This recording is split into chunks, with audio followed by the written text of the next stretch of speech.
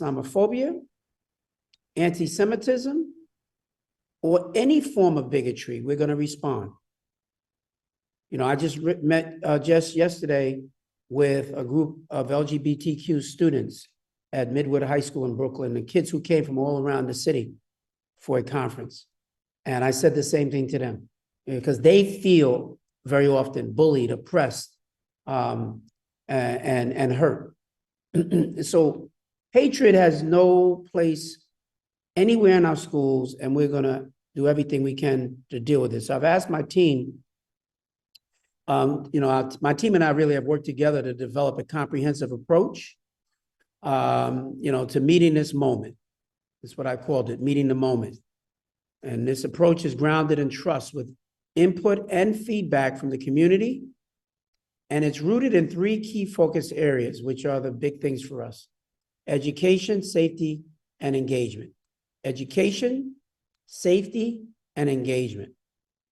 So first of all, it's education. This is what I talked about when I gave my remarks a week ago. It's essential to remember our school's role in society, which is to build the leaders of tomorrow. The leaders who are critical thinkers, who are emotionally intelligent, our mayor talks about that all the time, and who see the humanity in everyone. So this spring, all middle and high school principals are going to participate in professional learning, which is focused on navigating very difficult conversations. These are workshops specifically designed for moments like these. Americans, those. Right? And so, as an example, when I was at Hillcrest High School, right after we had that incident, and I spoke to the students there, and they told me something like this was bound to happen. And I said, why would you say that? They said, because we are deeply influenced by what we see on social media, and then we come to our schools, and the adults don't want to talk about these issues. The issues are very charged, very emotional, and no one wants to be accused of being Islamophobic. No one wants to be accused of being anti-Semitic. And so many of our adults would rather put their heads in the sand and not deal with it. And our kids are saying to us, we need you to be the adults in the room and to help to lead us through this time. And so our job then is to help our educators to be even more prepared. So we're going to be training our leaders, and then this training is then going to be turnkey from the school leaders to their entire staff. So in addition, we're expanding our instructional resources and materials focused on anti-Semitism and Islamophobia, which include input from the interfaith community. And that's something that is pretty new. You know, we've not in the past really engaged the faith-based community on a lot of these kinds of issues and topics. But this is something that we have embraced. And in many ways, we feel like we can't really move forward in the way that we want to unless we have the faith-based community involved with us. And I want to thank them for offering their wisdom, their advice, as well as their expertise. But this work is not only about our students. We're also making changes to improve our culture as an organization, which means to ensure that all of our adults feel safe as well. So over the coming months, we're going to be updating and enhancing our training materials and resources for our staff to include specific components on Islamophobia, anti-Semitism, and the upholding of non-discrimination laws in our schools. We have some of the strongest non-discrimination laws in the country. We want to make sure that all of our schools are fully aware of their rights. So now let me turn to safety.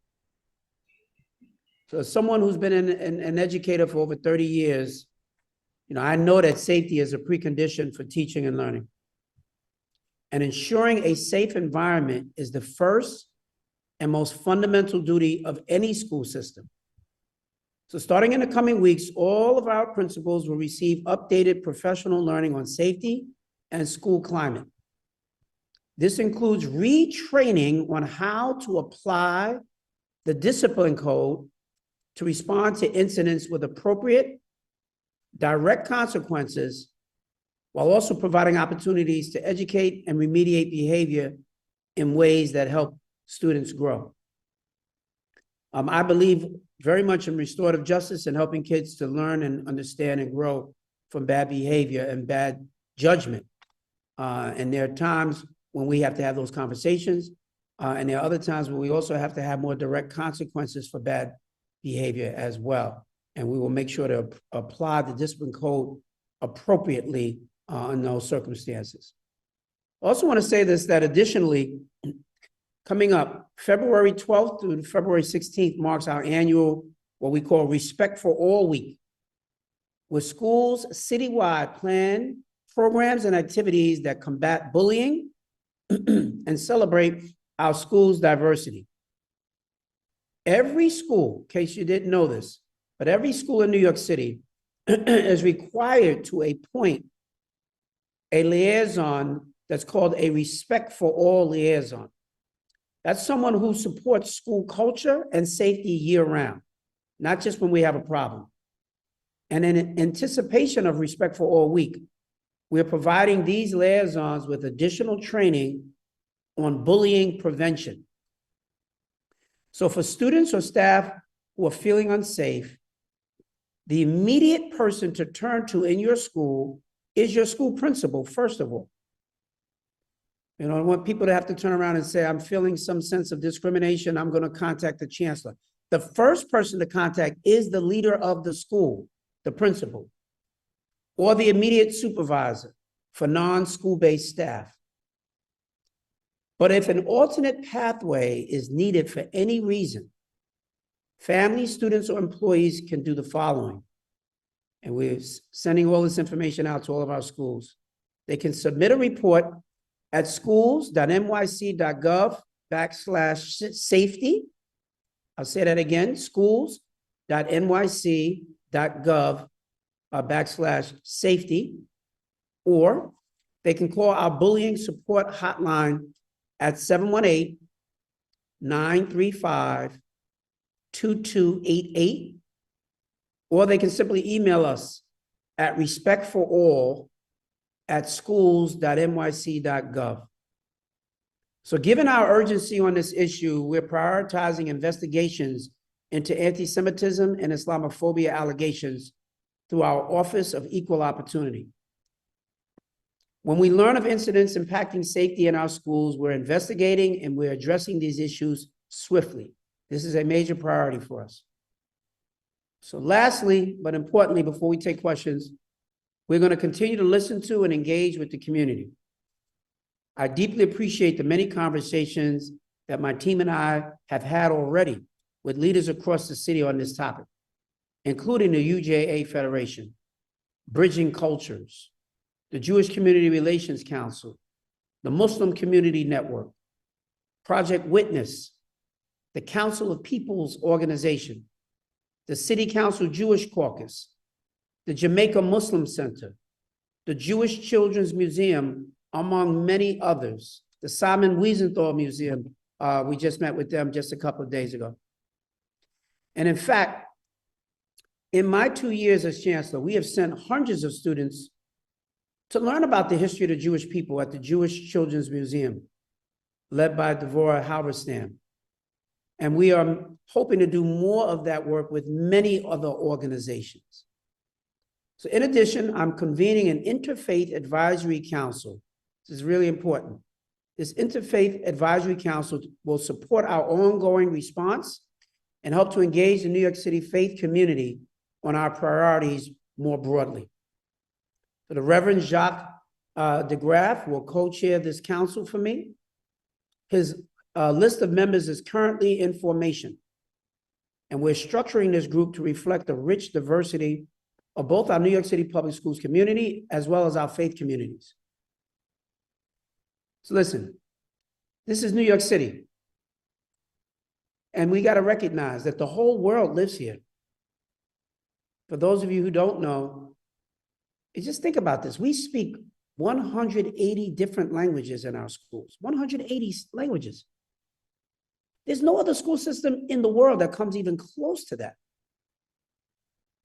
But this is the time to lean into that diversity, that multiculturalism, to promote a stronger and safer society. That's what I've always said. What difference does it make if we live in the most diverse city on the globe if we really don't know each other? So that's what I'm committing to. And we're going to need everybody's help in order for us to get there. So we're at a challenging moment, but I am determined, together with my team, for us to meet this moment. So with that, we're prepared to take questions. Thank you. Thank you, Chancellor. So we're going to start the Q&A part, but before that, I want to introduce some other members of the New York City Public School System that are here. Deputy Chancellor for Family and Community Engagement, Kenita Lloyd. First Deputy Chancellor, Dan Weisberg. Chief of the Office of Safety and Prevention Partnership, Mark Rampensan. Deputy Chancellor for School Leadership, Danica Roos. And Deputy Chancellor of Teaching and Learning, Caroline Quintana.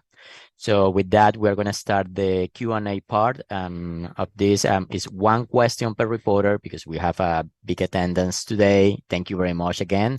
And we have the order here predetermined. I will be calling each one of you. So let's start with Roosevelt Islander, Rick O'Connor. Rick? Yeah, hi. Thank you, Jose, and thank you, Chancellor, for the meeting. I was wondering if there is any way for local community publishers and the ethnic media to be informed when there are incidents at specific schools in their neighborhood. Will the DOE make this information public?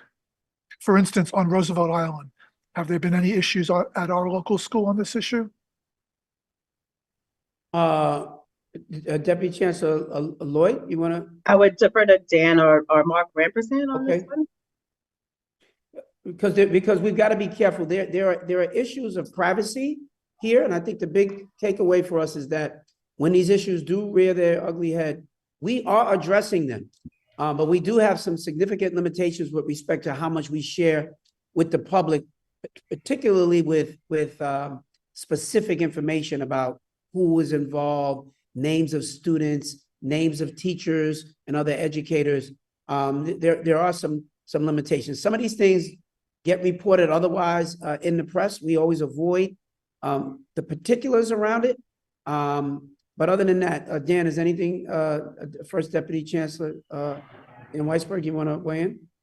No, Chancellor, I think that covers it. We don't, and would defer to Mark on whether there are publicly available sources on certainly the number of incidents. But Rick, I hear your question. When there's an incident in your particular community, what occurs at that point? I don't think there's any mechanism at this point to, do a public notice that there has been a, level 4, level 5 incident or an incident involving discrimination or harassment at this point, but certainly something we can take back and discuss whether within the law, which as the Chancellor says is very strict, particularly when it comes to student privacy, but also staff members as well. So within those parameters, whether there's any way we can be more transparent. Definitely been something the Chancellor has been pushing us on over the last 2 years to be as transparent with the community as possible. So we'll take that back and see whether there's any additional steps we can take. I don't think we just. Rick, one question. Is But this it's a related? follow- Okay, yes. it's a follow-up. Okay. We don't necessarily need the names of students or teachers involved. It's just that the issue happened and what's being done to resolve it. Okay. So next one is AM New York, Barbara Russo. Barbara? Hi. Yeah. I was just wondering if there were any, this is going back some incidents, any punishments or what was handled with the teachers involved in some recent incidents of anti-Semitism, such as the map that was displayed in a Brooklyn school. Was the teacher reprimanded for that one?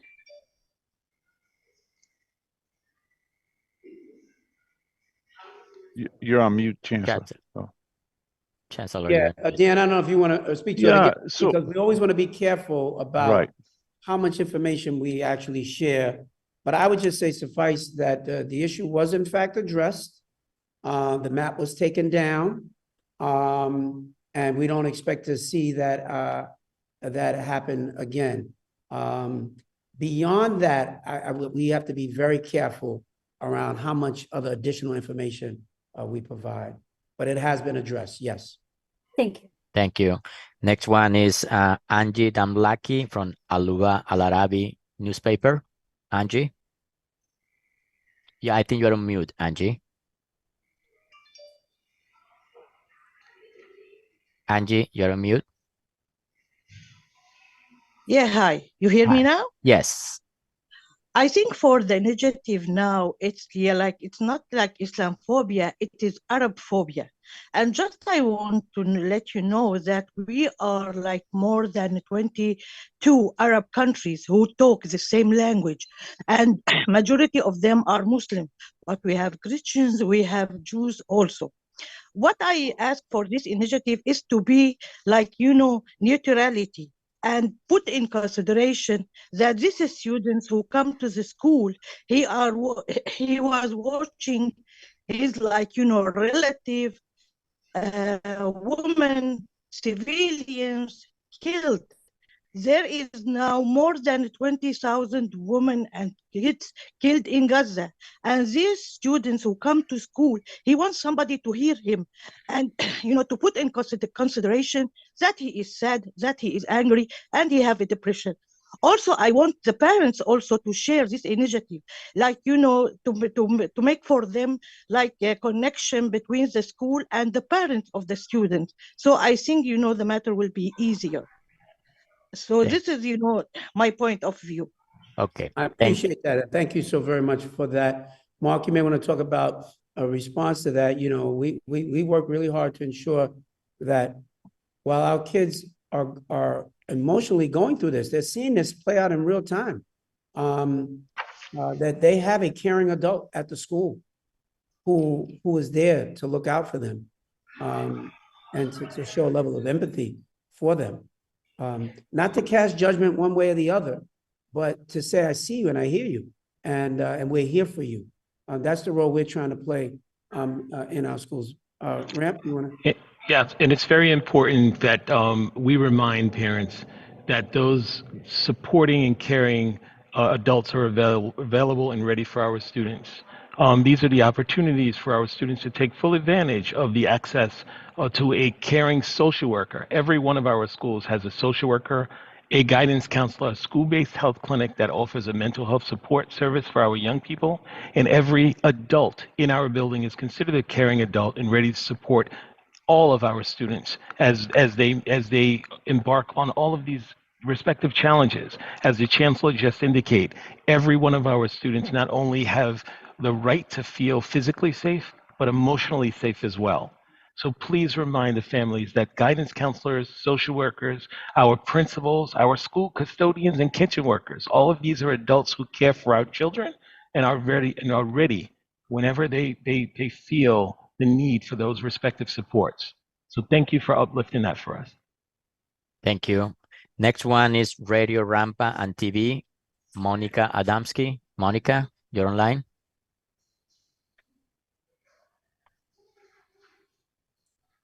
Okay, so let's go. We can come back to Monica. Next one is Bosa TV, Fahim Mian. Fahim. Yes, sir. Okay, my question is, last month there is a school in Brooklyn, it's called Morrow. Morrow High School has a step, one kid step to another kid. Even that school has a metal detector for the security.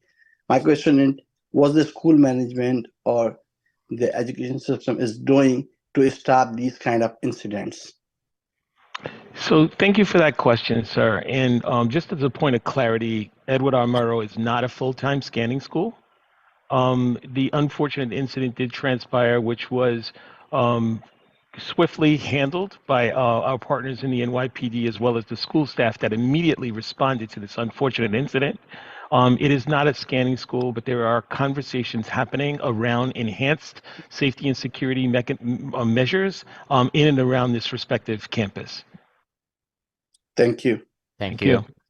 So next one is Korean Radio, Jun Jong Shun. Korean Radio. We'll come back to Korean Radio. Next one is Queens Latino, Javier Castaño. Javier? Yes.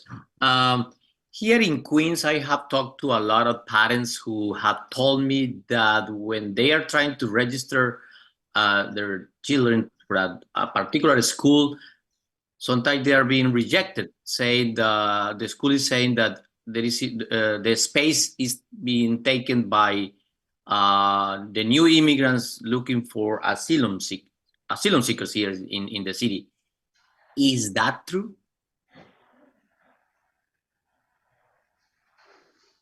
First Deputy Chancellor Weisberg, Yeah. you want to speak to that? Yes, sir. So we certainly have had an influx of tens of thousands of newcomers, New Yorkers, who have been successfully enrolled in schools all over the city, in every borough. And certainly schools have limitations.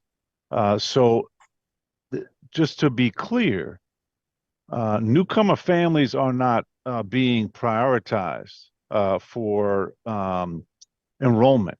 So in other words, if a school fills up, it's because the newcomer families have enrolled already. And then it's possible that somebody comes to the city from wherever, or they're transferring their child to a different school for whatever reason, and there is no more room. That's possible that has happened. But just to be clear, everybody is treated the same. Every family is treated the same in terms of their access to schools. For most of our schools, the rules are different. It might be a zone school. Everybody in that zone for that elementary school is given the same option until the school is full. Thank you. Next one is the research show, Fitzgerald Gideon Jr. JR. JR, you are on mute. Good afternoon, Chancellor. Good afternoon, team. Good afternoon, panel. I'm J.R. Giddings of the Reset Talk Show. I want to pivot a little bit and talk about educators. Educators play such a major role in the school system and in education, period. And over the years, the last, I would say 10, 15 years, I've noticed like a drought in the school system, meaning we don't have a lot of real teachers that like teaching. I'm the son of an educator, and I think part of the problem is the pay scale. Teachers are not paid according to what they provide. Without educators, we wouldn't have doctors, we wouldn't have lawyers, we wouldn't have presidents. When would the pay scale for teachers increase? I think it's a challenge for teachers that work so hard to prepare children on an everyday basis. And part of the challenge is we don't have educators that believe in teaching.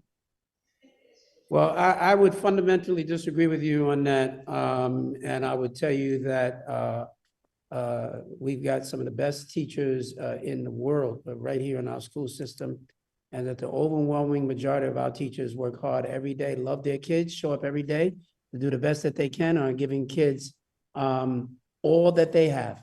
And so I want us to be just careful not to define, the thousands of educators that we have by a few that we may see that may not give everything that they've got. But listen, our retention rate, just so you know, we have an annual retention rate now of 94% of our teachers.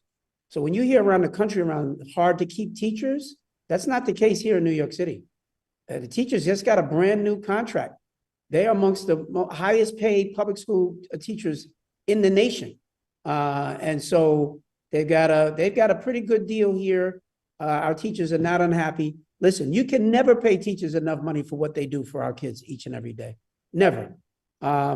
But everything else being relatively what it is, we've got a very solid teaching corps here. Was it, Dan, was it 75? How many teachers? About 76,000 teachers. Yes. It's amazing. And they do great work. So I appreciate it, but our folks are really working hard. Thank you. Chancellor Banks. Thank you. Okay. Chair, we'll continue and we'll go back to you if we have time. Next one is Korean radio. Haley. Hey. Hi. Hi. Hi. Chancellor, thank you for taking your time and nice to meet you all. In December, in 3 days in a row, in Brooklyn and the Bronx, every day in the high school and the middle school, the students stepping awkward. So many parents worry about the kids because school need to be the most safe place. But in the place, every day, kids are stabbing each other. So I just want to ask you, do you have any plan? New York City Department of Education, what kinds of plan do you have to prevent this kind of weapon, like knife or gun?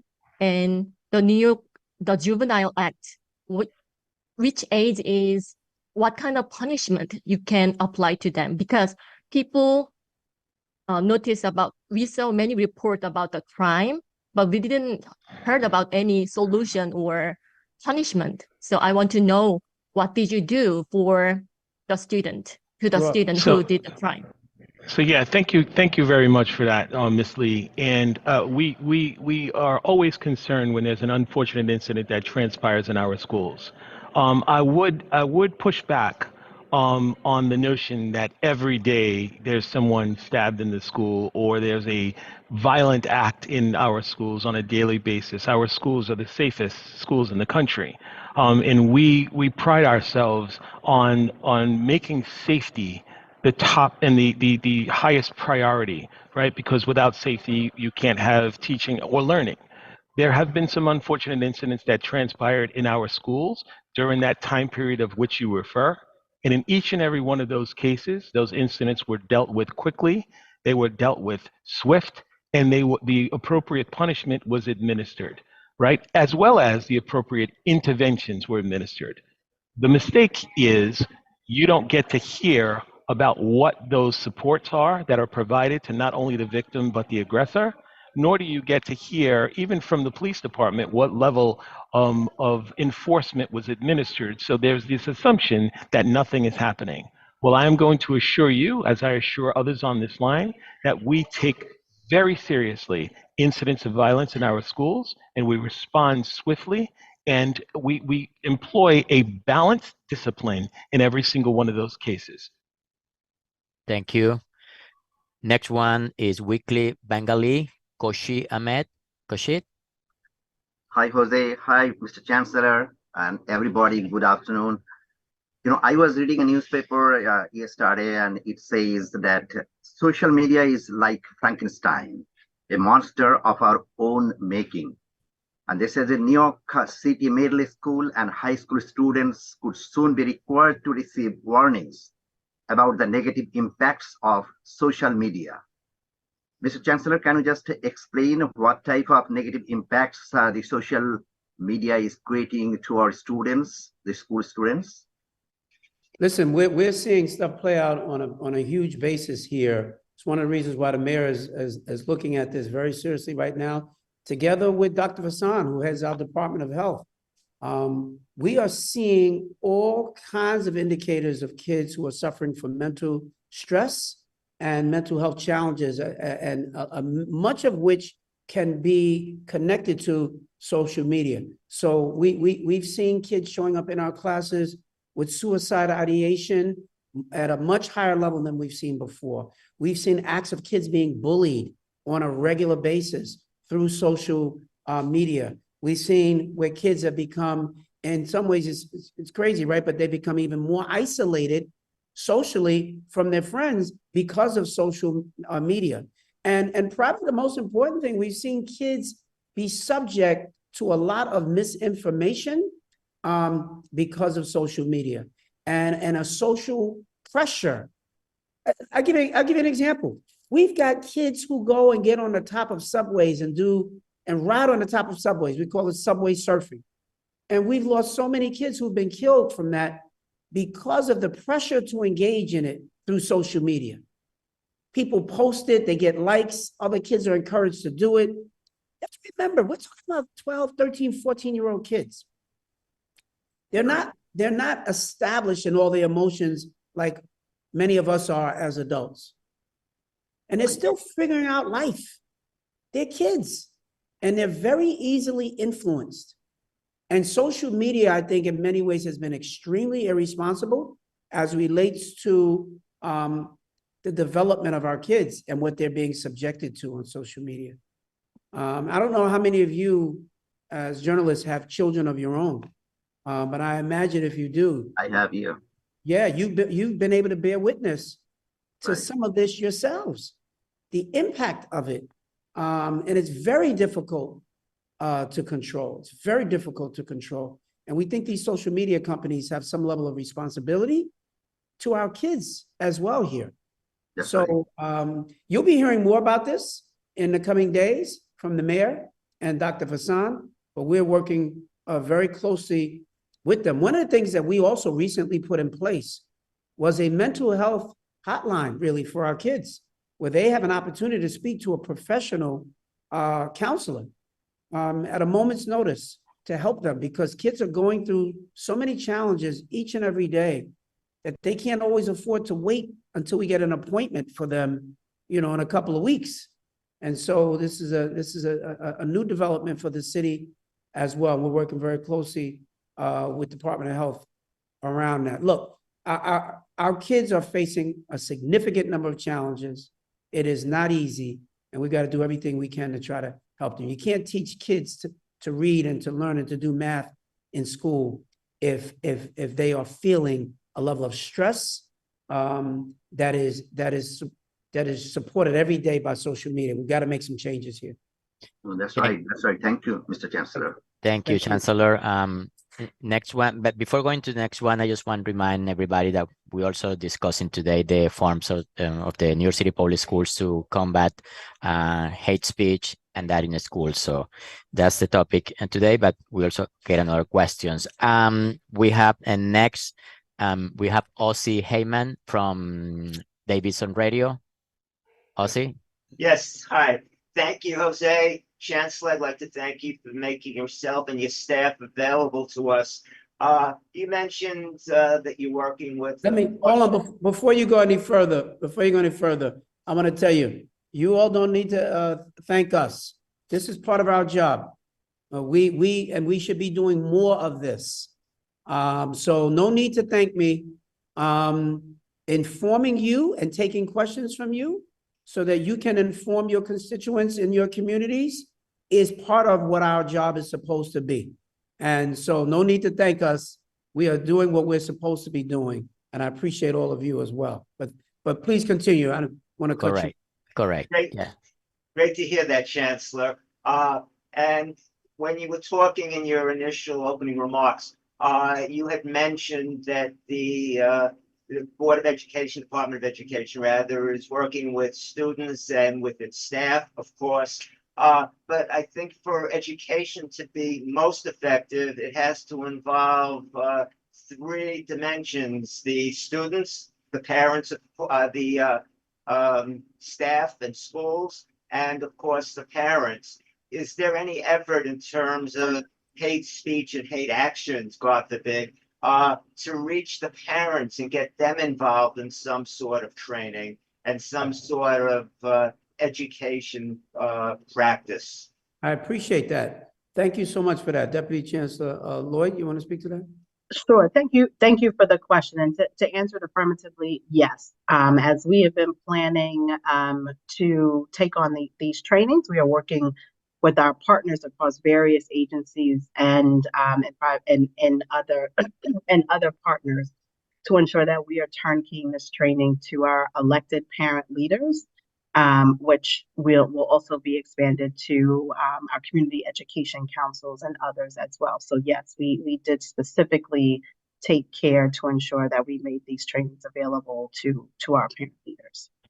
Thank you, Deputy Chancellor. Next one is Azar John from BK Reader. Azar. Hi, yes, Chancellor or anyone else that can answer this question. And forgive if it was lightly brushed upon before, but what is the DOE directly telling principals and teachers about handling the topic of anti-Semitism and Islamophobia? Yep. Dan? Or Yeah, Don? the messages, Chancellor went over them, but a couple of things are happening with principals. One, we are providing them with additional materials around anti-Semitism and Islamophobia, but also the rich histories of the Muslim people, the Arabic-speaking people, and the Jewish people around the world. So we're providing them with additional resources to then turnkey to their students. We are going to be giving them training. Chancellor mentioned this is very important. A lot of educators are very nervous about entertaining these topics at all. The situation in Gaza, the situation in Israel, the situation in the Middle East, because many of them haven't received training of how do you do that as an educator? How do you create space in a classroom for children to express their opinions and to learn from facts, not from rumor and whatever they happen to see on TikTok. So we are providing that training first to principals, so they understand not just about this particular conflict, but about controversial, difficult issues where people have very, very passionate views as they come up. There are techniques that educators learn, many of our educators already know, for how you model that role as an educator and deal with controversial subjects. So we're going to be doing that. Also, very importantly, and this is not specifically on anti-Semitism and Islamophobia, but it is about safety. And the chancellor made this point, I thought, very forcefully, and that is retraining for all of our principals about how to handle the student discipline. And as the chancellor said, you always want to lead with love. You want the A result, the A+ result. If a child engages in behavior that breaks the rules, is to teach that child why that's a bad idea and to avoid it in the future. But when there are egregious examples of breaking the rules, there have to be consequences. And so that includes when there are egregious examples of discrimination, harassment, anti-Semitism, Islamophobia, and other forms of hate. So we're going to make sure that our principals are very, very clear that they are empowered to take action when there are egregious examples of behavior which is really destructive. So those are some of the things we're doing. I hope that gives you an idea. And by the way, I guess I would say more generally, for any of the reporters here, happy to follow up and go in more depth on any of these subjects if that would be helpful. Thank you, First Great, Deputy thank you. Chancellor. Next one is Gonzalo Duran from the Bronx Daily. Gonzalo. Yes, good afternoon, everyone. I'm going to piggyback off of Mr. Heyman's question. Can you discuss any partnerships or collaborations with local law enforcement agencies or community organizations to address hate incidents occurring outside of school premises that may impact student safety and well-being? So I'll talk to you about the law enforcement relationships. As many of you know, and for those of you who don't, we remain in lockstep with our partnership in the NYPD. The chancellor meets regularly with the police commissioner, as I meet regularly with precinct commanders as well, the entire school safety division. We remain in lockstep and we communicate around incidents that may directly affect or indirectly affect our school community, and we take very seriously any case of threats of harm, whether bias-based or otherwise, on our school community. We communicate regularly, and when I say regularly, I mean daily. If you are not aware, the chancellor and mayor last year on Valentine's Day married our school communities and our precinct commanders so that they could have a weekly meeting weekly meeting to discuss whether it's upcoming events that are happening at their schools or negative events that directly affect their school communities. So these incidents of which you refer, they are constantly referred to our partners in the NYPD, and we take direct guidance from them as to what actions should or could be taken by them as we continue to enforce DOE policy on these respective concerns. Thank you. Next one is Mattis Glenn from Hamodia. Can anyone Mattis? talk about the community level? So the community organizations? Ms. High Chancellor, my name is Matis Glenn. I'm a writer with Hamodia newspaper. I want to know, you mentioned in your address that you're working with faith leaders, including Project Witness, including different organizations, to craft guidelines as to how to explain Islamophobia and anti-Semitism to both staff and students ultimately. So can you give us some examples of what those definitions might consist of? Because there's, as you know, there's discussion now about using the IHRA's definition of anti-Semitism, the International Holocaust Remembrance Alliance working definition of anti-Semitism. So what can you give us some specifics as to what DOE will use to define anti-Semitism and Islamophobia? Not yet. That's part of the reason why we put this council together, to help us, right? Because sometimes we have good intentions and then all of a sudden statements are made and that are hurtful to other folks. And I'm trying my best not to do that. And so you're right. It's a great question. The specifics around definitions are really important ones here, and they're very sensitive. So these are the things that we are looking at.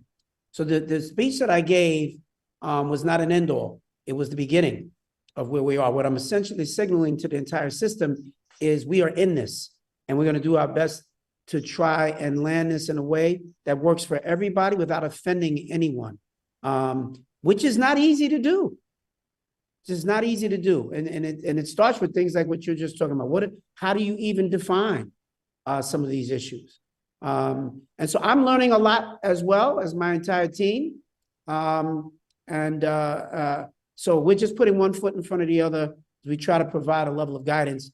But to the degree that we have even more clarity on specific things like that, we'll continue to inform, and we'll be putting that out there for our schools and our school leaders, and we can certainly keep you abreast. But we're at the very early stages here of the development and crafting of all of these things. But I also want to hear me clearly on this. I don't want our school system to ever lose sight of the fact of what is our primary focus. Our primary focus is to educate our students, make sure that they're literate, right? And can do their basic schoolwork. And I want to be very careful because these issues are very politically charged. They're very politically charged, as you know. And I don't want to be the target while we're trying to help to make our school system better, more sensitive, that then we become a target because we're using language that others are deeply opposed to and those kinds of things. And so we're trying to navigate our way in a way that's responsible. And when we have more clarity around specific definitions and other activities in which we're going to engage, we'll continue to let people be aware of that. Thank you, Chancellor. Next one is Abu Taher from Time TV. Abu. How are you? Oh, Abu, you are on mute. Did you hear me? Go ahead. Yes. Did you hear me now? Yes, we can hear you. Okay, so my question is, since we are talking about the hate crime and Islamophobia and other things, since the Gaza war happened, Chancellor, do you have any statistic how many Muslims they were the victim of hate? I mean, specific numbers in our schools. I don't know those numbers off the top of my head, but I know that one is too many, and I'm aware of several already that have happened. We had a student in Queens where hijab was removed This wasn't in the school, it was outside of school, it was at the bus stop. People jumped out of a car and just committed that blatant act in violation against her and her own humanity. And yet you bring that trauma and stress back into the school with you, you know. And this is also part of what we're hearing. There are things that are happening even outside of the school. Right. Not inside the school. And so some of them require police action, but what we're really trying to get to here is for people to understand not to look at each other as the other and to see each other's common humanity. And we should be showing a level of respect for one another. You know, I've been chancellor now for 2 years, but in my first months on this job, you know, one of the biggest things we were looking at was anti-Asian hate, you know, and people being pushed onto subway tracks and being attacked in the streets. It's just crazy the amount of hate crimes that we see against so many. You know, you just, you know, wonder what our way forward will be. And I can't see any way forward that is, larger than being able to educate. We've got to help our kids at their earliest ages understand a love and acceptance for each other, not even tolerance. You know, that word tolerance is used quite a bit. That's a word that I don't generally use. I don't understand how any of us could think that we sit in a position where we can tolerate somebody else. Who are you to tolerate somebody else? As though you sit on high in judgment of everybody else.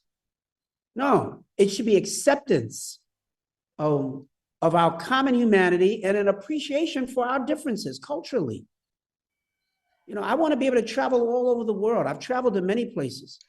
I want to be able to travel all over the world and see and appreciate the different cultures.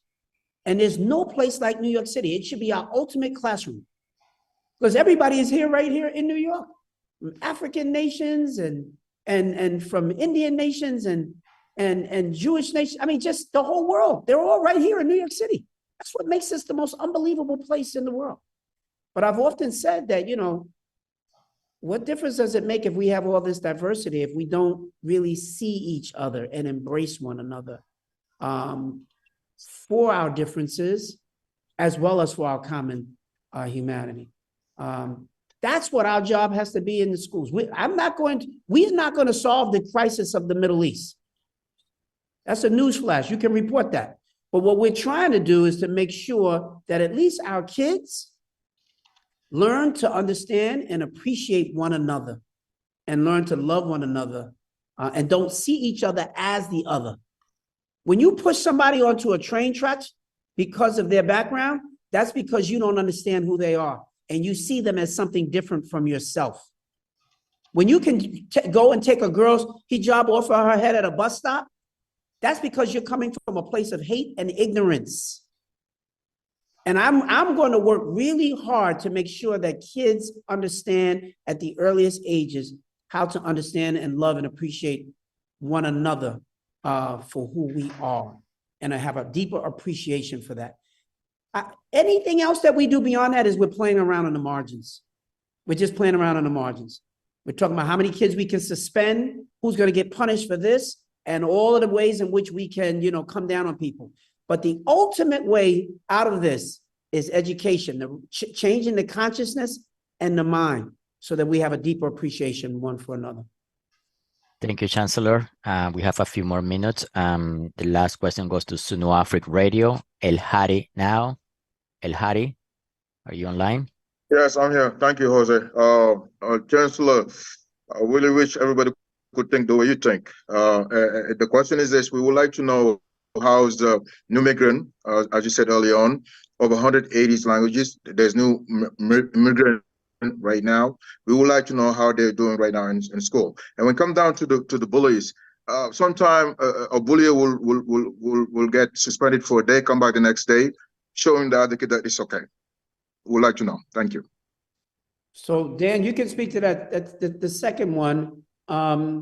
Hugh, why don't you speak to Deputy Chancellor Quintana I know this has not been your body of work per se, but you see it every day and you see what's happening and you know what we're doing with respect to the migrant families, our newest New Yorkers. We have embraced them in a big way. But our Deputy Chancellor, Quintana, she sees them every day in our classrooms. And it's amazing. And I can't thank our staff enough for the ways in which we have embraced them and their families. Deputy Chancellor Quintana, you want to speak to that a little bit? Sure, not a problem. And it is actually the work that we do every day, right? Our team very much helps ensure that schools are creating caring and receptive communities that are meeting the needs of children, not just in terms of the academic pieces, but making sure that they're properly clothed, that they have access to nutritional resources, and that they actually have a safe space with as we've mentioned many times on this call, with someone that they trust who cares about them. In addition to that, in each of our schools, we either have ENL programs, so English language learners can take are put into classes where they receive supports to learn English as a new language or English as a second language or multiple languages actually in our case. And those are taught in English with the same resources that all of our classes have, with teachers who have been trained to provide those specific supports. And so that is across the content areas. We also have schools that offer dual language programs where students are taking half of their day or half of a week or half of the curriculum in English and the other portion in Spanish. And so they're actually becoming dominant in both languages. And then finally, we have bilingual transition programs where students transition out of their heritage language into more English as they acquire the language with greater proficiency. In each of those settings, the parent actually chooses the setting that they want the child to be in. And in each of those settings, the students are receiving not only academic supports, but they're also getting help to make sure that they understand the way the school functions, that they're included in the different activities, and that they're provided with resources, including technology, if they need those. Was there a second part of the question? Yeah, the second part of the question, Yeah. Dan, First Deputy Chancellor. Yes, thank you, Chancellor. I'm going to put into the chat what the Chancellor talked about, which is the reporting mechanisms. And we have a number of options. It's the worst thing in the world if you have a child who's been bullied, whether it's in school or outside of school. We have several different avenues for you to report that, and it will be investigated right away. I want to elevate one thing that the Chancellor mentioned in his speech, which we've heard a lot of questions about. If a child is bullied, the most important mission for the people in the school, the principal, the teachers, the other staff, is to make sure that child feels safe going forward. And that may involve some discipline of the aggressor. It may involve, other actions that are taken. But at the end of those actions, that child needs to feel safe. It is, as the Chancellor said, totally backwards if that child and his or her family feels like they have to transfer out of the school after being a victim of bullying. We don't want to ever see that happen. So I'm going to put in the chat again where any family can go or any concerned person can go to report bullying. It will be addressed right away. And this is part of what we will be re-emphasizing in the mandatory training for principals coming up on the discipline code. I believe Mark Rampersan, we're doing that in March. Yep. Thank you. Chancellor, would you like to provide the final word on this event today, the closing remarks? Yeah, just first of all, thank you so much for convening this really for us. And thank you all for taking the time to come out and to hear this. I'm asking my team that we do more of this and that we continue to keep you well informed of the issues that are happening. Your readers, your listeners, your constituents are critically important to us. They're critically important to our mayor, and they deserve to be informed. And I want to make sure that we are giving you information right off the top of what needs to happen and what's going on in our schools and the positions that we are taking. We pride ourselves as an administration on listening. We titled the speech "Meeting the Moment" because this is a really critical issue. As you can see, it's not just a local issue. It's something that's happening on the world stage. And it has history behind it, and it is fraught with emotion, and so it is not easy. And the chancellor can say whatever the chancellor wants to say, but ultimately things happen at the school level, and our ability to impact that. But beyond that, just again, continue to push the message around seeing the humanity in one another and working to get along better as New Yorkers is what will make for a better city. And I think ultimately for a better nation. This is the kind of values that we want all of our kids to have. We don't want them to be in confrontation with one another. We want them to learn and continue to grow. And so every time you also have a little incident that gets reported, you know, my job is not to blow these things up, you know, but to make sure that we are addressing them and educating teachers, staff, and students and families so that we all will grow and get better. And we thank you for your role in helping to get the messaging out. And if you ever need us, our press office is always here. You don't have to wait until we have a session like this. Any questions that you have, we're always here and ready to answer anything that we possibly can. And I appreciate you all taking the time. Thank you. Thank you, everybody.